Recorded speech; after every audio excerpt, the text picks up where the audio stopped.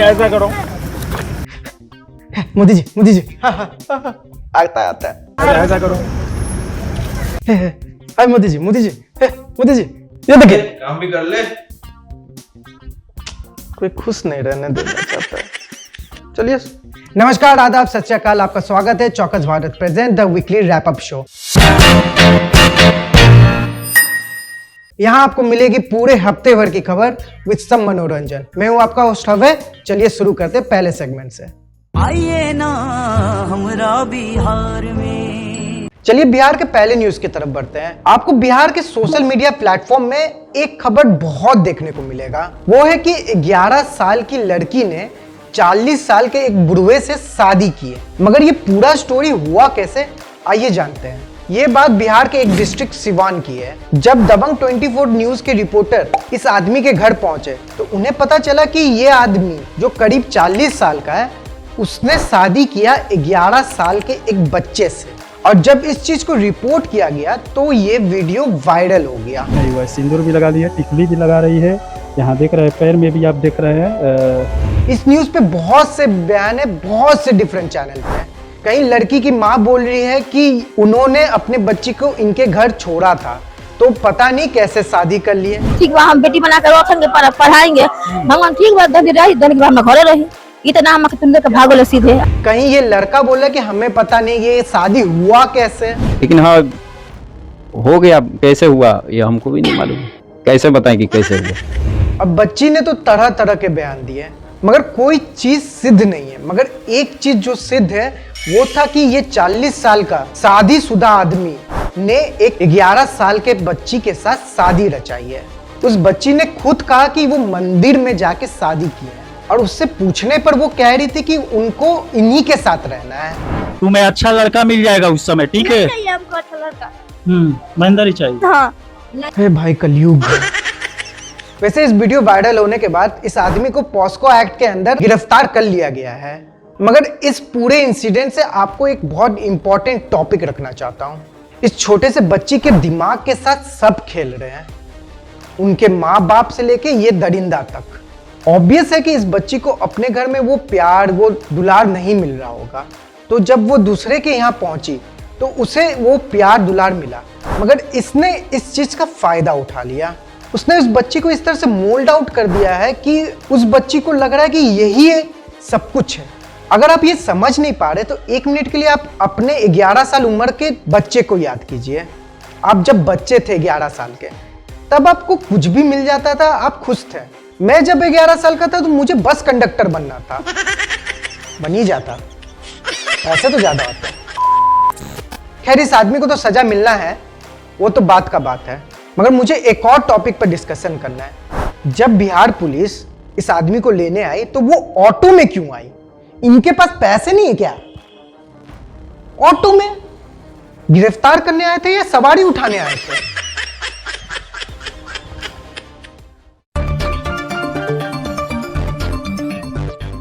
चलिए इस हफ्ते के पहले न्यूज की तरफ चलते हैं। अब आईपीएल मैच में हो रहे कलेश के ऊपर ये न्यूज है। मतलब बिग बॉस चल रहा था ओपन फील्ड में। चलिए इसके ऊपर पूरा डिटेल्स देते हैं आपको। हिंदुस्तान टाइम्स के मुताबिक royal challenger Bangalore versus Lucknow super giant का मैच चल रहा था।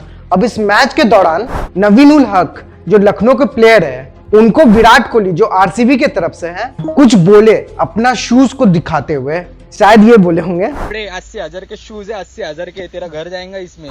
जिसके कारण नवीन उल हक को गुस्सा आ गया और वो विराट कोहली की तरफ बढ़ चले, और विराट कोहली भी उनकी तरफ बढ़ चले। अब दोनों के बीच हो रहे तू मैं देख अमित मिश्रा और वहां के अंपायर पहुंचे और उन दोनों को अलग किए, और फिर मैच कंटिन्यू हुआ। और मैच के बाद रॉयल चैलेंजर बैंगलोर लखनऊ को उनके ही होम ग्राउंड में हरा दिए। अब मैच के बाद जो हुआ वो आपको बताते हैं। अब इस मैच के बाद कोहली और नवीन एक दूसरे से हाथ मिलाने पहुंचे। जब वो हाथ मिला रहे थे, अचानक दोनों के बीच खींचातानी हुई, और तभी ये सीन देख के गौतम गंभीर भड़क गए और कोहली को बोले कि क्या बोल रहा है, बोल। और इस पर कोहली ने रिप्लाई किया, मैंने आपको कुछ बोला ही नहीं, आप क्यों घुस रहे हो? तो फिर गौतम गंभीर ने बोला, तुमने अगर मेरे प्लेयर को बोला है मतलब तूने मेरी फैमिली को गाली दिया है। अब इस पर कोहली भड़क के बोले, तो आप अपने फैमिली को संभाल के रखिए। अब जब वहां के फील्डर्स पहुंचे और दोनों को अलग कर रहे थे, तब गौतम गंभीर ने जाते जाते बोला, तो अब तू मुझे सिखाएगा? मतलब जिनको कलेश पसंद है वो ये सीन देख के तो मनमोहक हो गए होंगे। अचानक आईपीएल में धूमताना चलने लग गया था।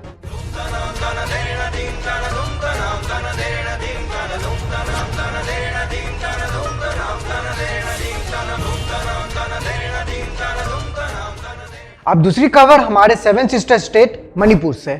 यहाँ पर चल रहे एक नॉर्मल से प्रोटेस्ट अचानक एक वायलेंट दंगे का रूप ले लिए हैं। और ये प्रोटेस्ट से लेके दंगा तक क्यों हुआ, आइए आपको बताते हैं। According to Hindustan Times 19 April 2023 Manipur high court ने मेथिस ट्राइब जो मणिपुर में है उस ट्राइब को ओबीसी कैटेगरी से हटा के उसे शेड्यूल ट्राइब वाले कैटेगरी में डालने का फैसला लिया।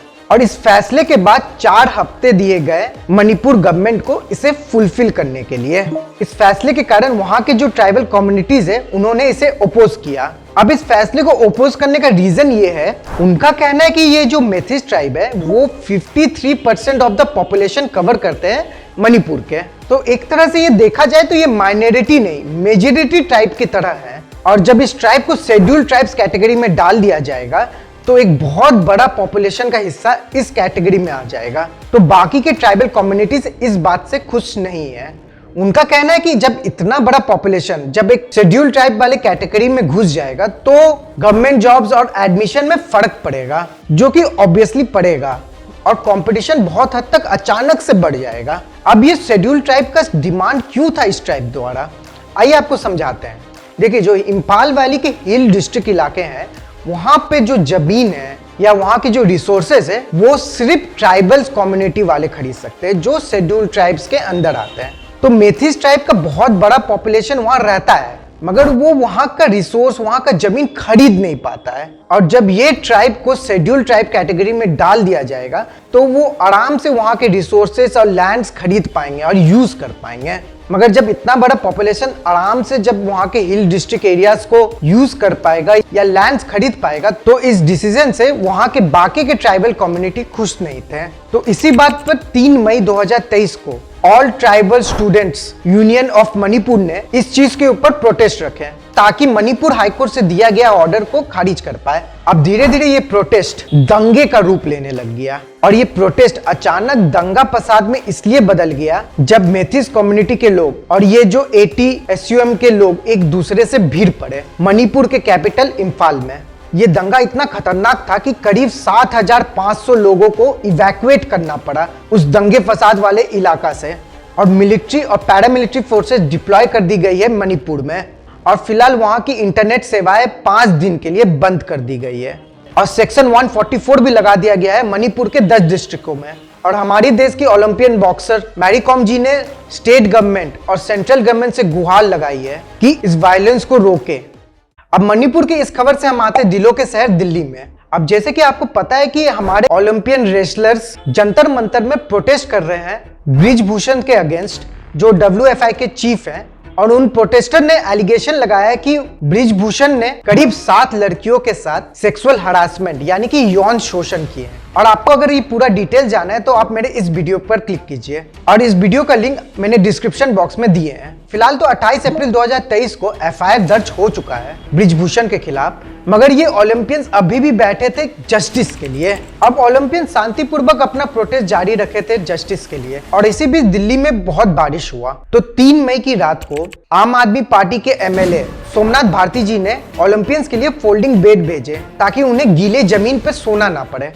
अभी हम खाना भी नहीं खा रहे थे, सब लोग बैठे ही थे, ना तो क्या आए थे। जैसे ही आए तो हमारे फट्टे आ रखे हैं सोने के लिए। तो आप अंदर जाके देख लेना, पानी भरा हुआ, सोने की जगह नहीं है हमारे पास, किसी के पास भी। हम सोचे फट्टे मंगा के सो जाएंगे। जब ये फोल्डिंग बेड्स आए तो वहां के दिल्ली पुलिस ने ये फोल्डिंग बेड्स को ले जाने से मना कर दिया। उन्होंने कहा कि परमिशन नहीं है आपके पास फोल्डिंग बेड ले जाने के लिए। सोमनाथ भारती जी जो हैं कुछ फोल्डिंग बेड्स लेकर आए थे, तो क्योंकि परमिशन नहीं है और ये इसलिए वो फोल्डिंग बेड्स के लिए उन्हें मना किया गया। अरे बा कमाल है। अब यही चीज ओलंपियंस और दिल्ली पुलिस के बीच में झड़प हो गई और ओलंपियंस ने इल्जाम लगाया कि दिल्ली पुलिस के एक शख्स ने दारू पी के उनको गाली दे रहे थे। अभी भी इनके नशा उतरा नहीं है।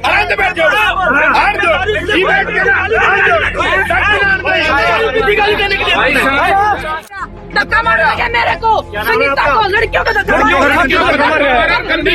मार रहे हैं, महिला कांस्टेबल का आदमी तो ये आदमी धक्का मार रहा था। और उन्हें ये फोल्डिंग बेड्स ले जाने से मना कर रहे थे, उन्हें ले जाने ही नहीं दे रहे थे। बल्कि यहाँ दिल्ली पुलिस को तो मदद करना चाहिए इन फोल्डिंग बेड्स को वहां तक पहुंचाने में। आप क्या चाहते हो, अपने ओलंपियन रेसलर को गीले जमीन में सोते हुए देखना? अब ये सब देख के वहां के रिपोर्टर्स, रेसलर्स के फैमिली वाले पहुंचे, मगर वहां पर सेक्शन 144 लगा दिया गया। ना ही रिपोर्टर्स ना ही फैमिली वाले लोग को वहां पहुंचने दिया जा रहा था। अब देखिए, इस पर तो कोई कुछ बोलेगा नहीं, बीजेपी के बाहुबली नेता है। खैर, किसी को उड़ता तीर लेते हुए देखें, चलिए। हे भगवान, देखिए, जब ये रेसलर्स आपके लिए मेडल्स लाएं तब आपने इन्हें सम्मानित किया। जब इनका कोई डिमांड रहा मगर आपके ही पार्टी के कोई नेता का अगेंस्ट एलिगेशन है तो आप इस हद तक जा सकते हैं, ये मुझे नहीं समझ आ रहा। क्या इंडिया के सिटीजन से बड़ा आपका पार्टी हुआ? एक बहुत ही महान शख्सियत ने एक बात कहा था, का खेल तो चलेगा, सरकारें आएंगी जाएंगी, पार्टियां बनेगी बिगड़ेंगी, मगर ये देश रहना चाहिए, इस देश का लोकतंत्र अमर रहना चाहिए। ये ओलंपियंस इतना तक कह चुके कि ये कोई पार्टी ड्रिवन प्रोटेस्ट नहीं है, ये अपना जस्टिस के लिए प्रोटेस्ट कर रहे हैं। और जहां प्रोटेस्ट में मदद करना चाहिए वहां इनको तंग किया जा रहा है। वो तो छोड़िए, ये एक सेक्सुअल हैरेसमेंट का केस है जहां ministry of women and child development को सीरियसली लेना चाहिए था इस केस को, वो तो चुप बैठे हैं। उनके चेयरपर्सन स्मृति ईरानी जी अभी तक एक शब्द भी नहीं बोले इसके लिए। और डेमोक्रेसी के fourth pillar main stream media, वो तो इस बात पे चुप्पी ही साथ बैठे हैं। उन्होंने पीएम मोदी के मन की बात के ऊपर 11 घंटा का एपिसोड चलाया, अरविंद केजरीवाल के रेनोवेशन के ऊपर 23 घंटा का एपिसोड चलाया, और यूपी के लोकल बॉडी चुनाव का आपको ढेर सारा वीडियो मिल जाएगा। मगर इस बात पर डिस्कशन करने के लिए किसी को टाइम ही नहीं है। थोड़ा मोड़ा इंडिया टीवी ने कोशिश तो किया मगर उसे भी डांट के भगा दिया गया। आपका चलिए ब्रिजभूषण जी, इस पर नाराज होने वाली क्या बात है? ये कैमरा बंद करिए। आप एफिडेविट आप कोट करें तो ठीक है, हम एफिडेविट कोट कर रहे हैं तो क्या दिक्कत है इसमें? ब्रिजभूषण जी बंद कर जाइए। ब्रिजभूषण जी, किस बात पर उखड़ रहे हैं आप? चलिए शुरू करते हैं ये सेगमेंट बॉलीवुड के मोस्ट रीसेंट कंट्रोवर्शियल फिल्म से। मोस्ट रीसेंट इसलिए क्योंकि बॉलीवुड में जितने फिल्म रिलीज नहीं होते उससे ज्यादा तो कंट्रोवर्सी रिलीज होते हैं। खैर, इसको छोड़िए, हम आते हैं द केरला स्टोरी पे। अब इस फिल्म के ऊपर दो राय हैं। पहला राय ये है कि ये प्रोपागेंडा बेस्ड फिल्म है और एक कम्युनिटी को टारगेट किया गया है इस फिल्म से। और दूसरा राय ये है कि ये केरला में होने वाले असली घटना पर आधारित फिल्म है और उसी चीज को इस फिल्म में दर्शाया गया है। अब सच क्या है झूठ क्या है, आइए जानते हैं। देखिए, ये कंट्रोवर्सी स्टार्ट हुआ जब इस फिल्म का टीजर रिलीज हुआ। इस टीजर में इस फिल्म की अभिनेत्री बोल रही थी कि करीब 32,000 महिलाएं केरल से उठाई जाती है, उनका धर्म परिवर्तन किया जाता है और उन्हें आईसिस में ज्वाइन करवाया जाता है। और देखिए, 32,000 ये बहुत बड़ा नंबर है और इसी नंबर के ऊपर पहला कंट्रोवर्सी इसका था। अगर फिल्म के नजर से देखा जाए तो सिनेमैटिक वे में ये नंबर बड़ा हो सकता है।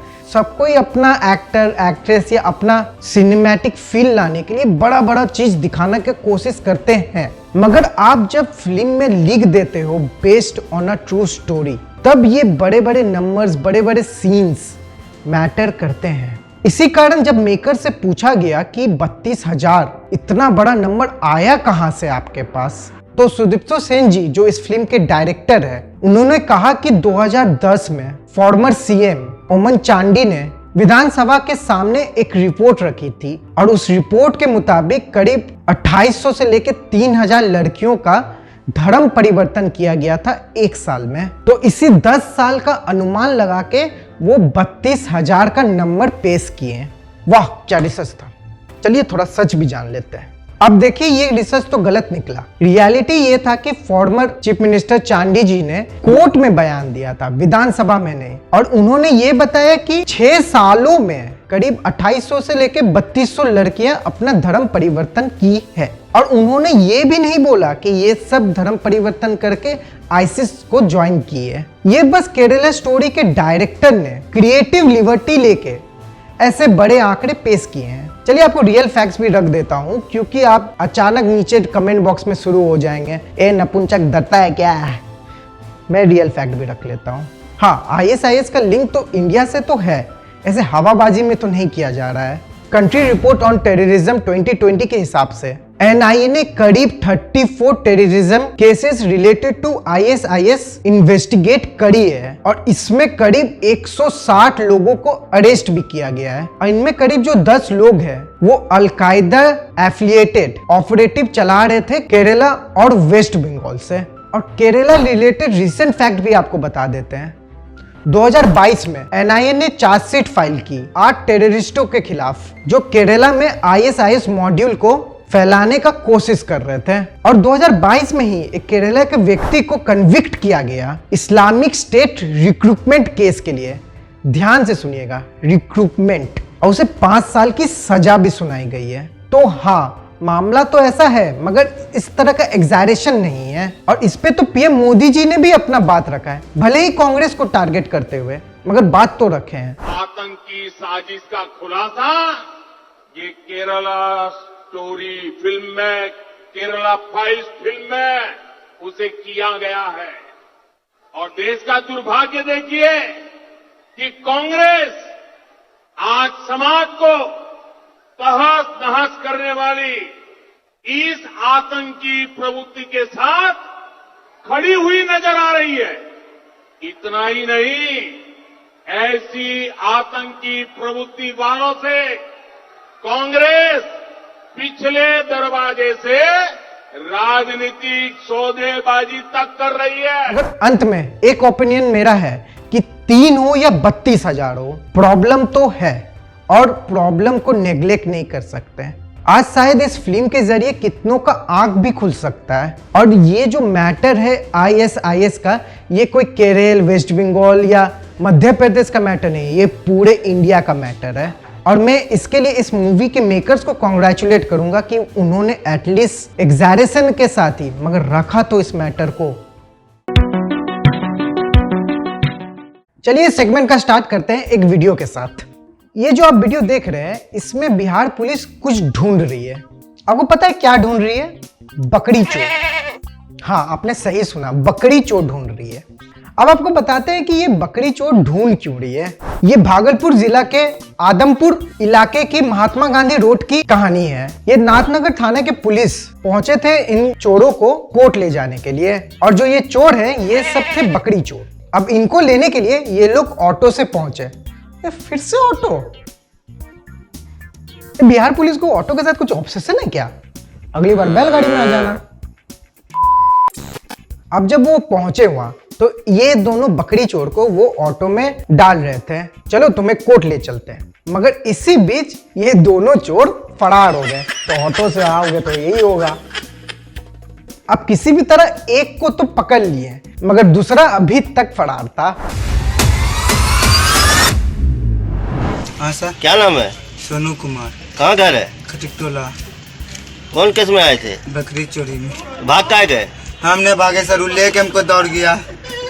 2 आदमी था? हाँ। एगो कहाँ गया? एगो खड्डे में घुसा हुआ था। कौन थाना से लाया तू? चंपानगर। टेम्पो में आ रहे थे? हाँ। इनसे एक बकरी चोर नहीं पकड़ा जा रहा है। हे भगवान।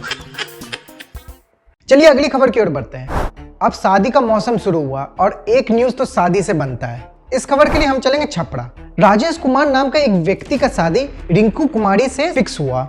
अब जब शादी फिक्स हो गया तो बातचीत होना शुरू हुआ। और इसी बीच रिंकू कुमारी की एक छोटी बहन है पुतुल कुमारी। तो जीजा राजेश का बात पुतुल से भी शुरू हुआ। अब पुतुल से बात शुरू होते होते उससे नजदीकियां बढ़ने लग गई। अब इस अजब प्रेम की गजब कहानी में आया एक थोड़ा सा ट्विस्ट। अब जब तक इनकी बातें हो रही थी तब तक शादी का डेट आ चुका था। अब दूल्हे साहब 2 मई को तो बाराती लेके पहुंच गए रिंकू से शादी करने। मगर इसी बीच पुतुल कुमारी अपने घर के छत पे चढ़ गई और उसने कहा कि अगर दीदी से शादी हुई तो वो छत से कूद के अपना जान दे देगी। मुझे शोले का ये सीन याद आ गया था। कूद जाऊंगा, फन जाऊंगा, मर जाऊंगा।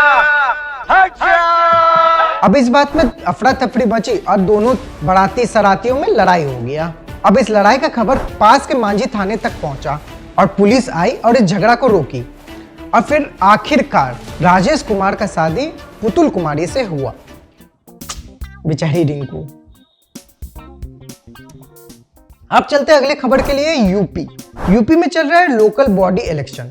अब ये घटना है यूपी के मेरठ शहर की। वहां के एक नेता ने सोचा कि चलिए अपना मतदाता को खुश करने के लिए बिरयानी लेके चलते हैं। तो वो बिरयानी लेके पहुंचे, मगर बिरयानी देख ऐसा अफड़ा तफड़ी मचा कि क्या बताएं। अब बिरयानी चीज ही तो ऐसी है। अब इस अफड़ा तफड़ी में जहां एक एक प्लेट बिरयानी मिलना था, कुछ मतदाताओं ने पूरा का पूरा हांडी लेके चले गए। अब इसके बाद अगर नेताजी हार गए, उनको बड़ा दुख पहुंचेगा। हांडी भी गया और सीट भी। आपको अगर ये वीडियो अच्छा लगा तो लाइक कर दीजिएगा और इस वीडियो को अपने दोस्तों, अपने फैमिली और अपने गर्लफ्रेंड के साथ जरूर शेयर कीजिएगा। और ऐसी ही न्यूज के लिए चौकस भारत को सब्सक्राइब कर लीजिए और हमें ट्विटर, इंस्टाग्राम और फेसबुक पे फॉलो कर लीजिए। अच्छा ठीक है, बाय।